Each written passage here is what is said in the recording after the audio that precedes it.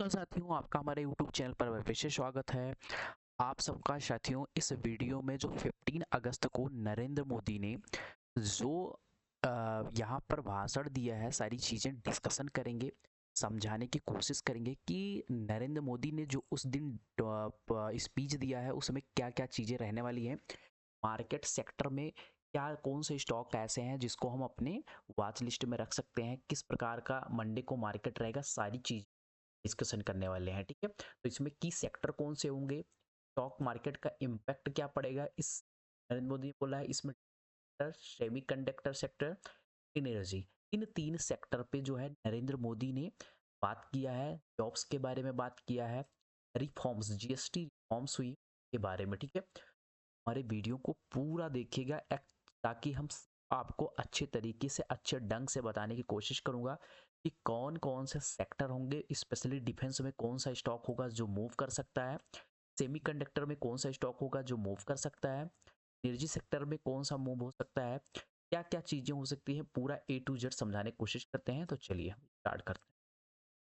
ठीक है, तो पहला यहाँ पर देखने की कोशिश करोगे तो डिफेंस सेक्टर में उन्होंने, मोदी ने क्या बोला है, मोदी जी ने बोला है कि मिशन सुदर्शन चक्र लॉन्च किया है। क्या क्या है, मिशन सुदर्शन चक्र, मतलब जो भी हमारे फाइटर जेट्स होंगे इनके लिए वो क्या करेंगे, एक मिशन सुदर्शन चक्र, मतलब यहीं पर जो है इंजन बनेगा, मतलब मेड इन इंडिया। दूसरा चीज क्या है, made in India fighter jets यहीं पर बनाए जाएंगे। तीसरा क्या है, इंडिजिनस मिसाइल सबमरीन ड्रोन, इस पे भी फोकस किया जाएगा। ड्रोन पे बनेगा, सबमरीन हमारा नवल बेसिस के लिए हो जाएगा, मिसाइल जो है हमारे इंडियन एयर फोर्सेस के लिए हुआ, खुद हम अपने पर फोकस करने वाले हैं।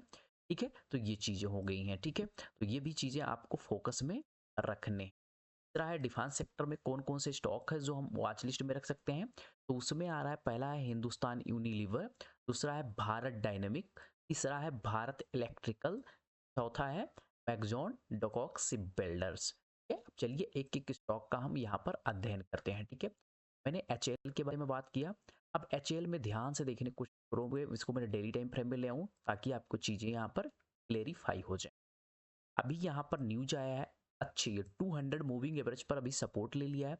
अगर आप स्पेशली बात करोगे तो यहाँ 4250 के बीच में क्या कर रहा है मार्केट, एक अगर ध्यान से देखोगे तो एक डब्ल्यू पैटर्न का फॉर्मेशन ऑलरेडी कर चुका है।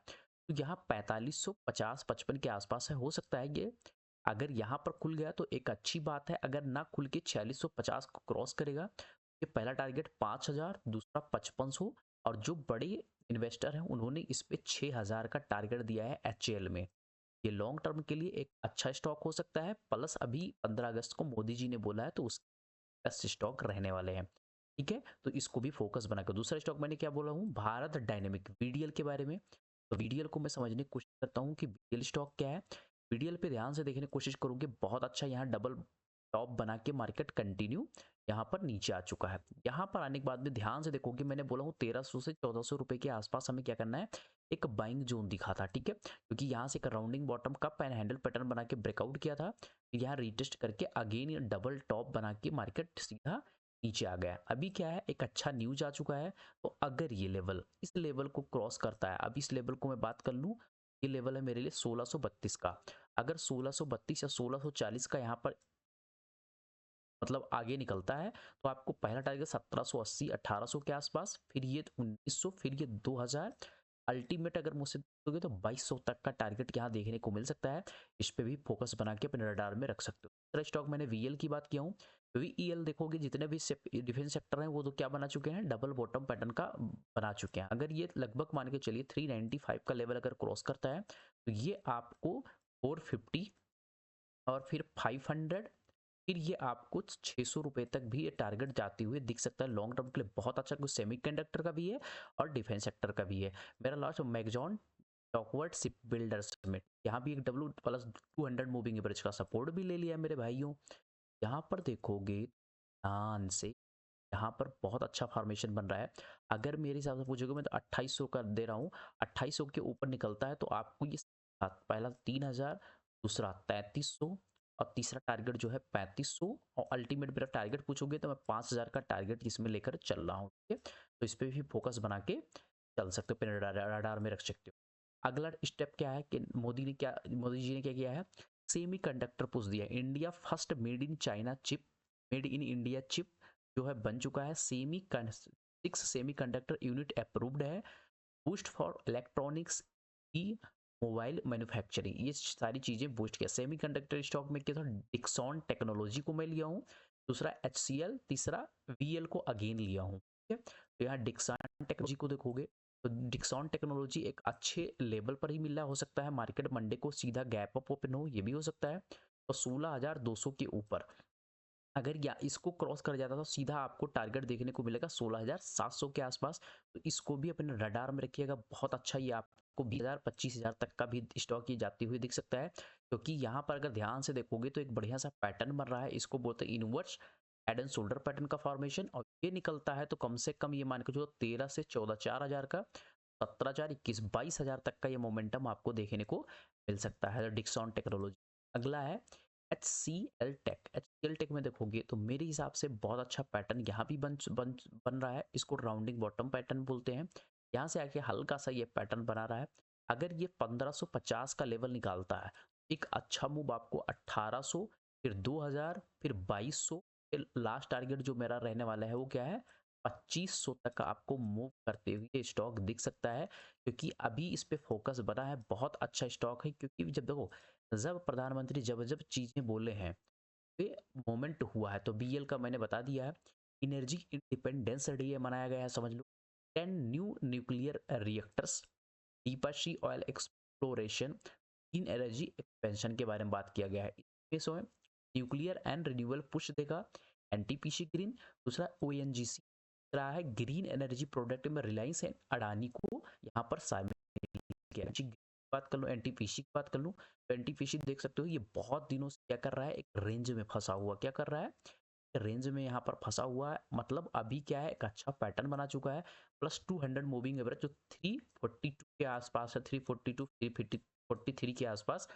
तो यहाँ 343 जैसे ही ये मेरे हिसाब से 346 का लेवल निकालेगा, आपको 370, फिर 380, फिर हो सकता है 400 तक का भी लेवल आपको देखने को मिल सकता है। ये भी एक अपने रडार में रखिए। अगला है ONGC। ONGC को देखोगे तो एक बढ़िया सा रेंज, जब इस प्रकार का रेंज बना था तो नीचे साइड में ब्रेक किया था, अभी एक अच्छा सा पैटर्न बना के ये हल्का सा नीचे आया।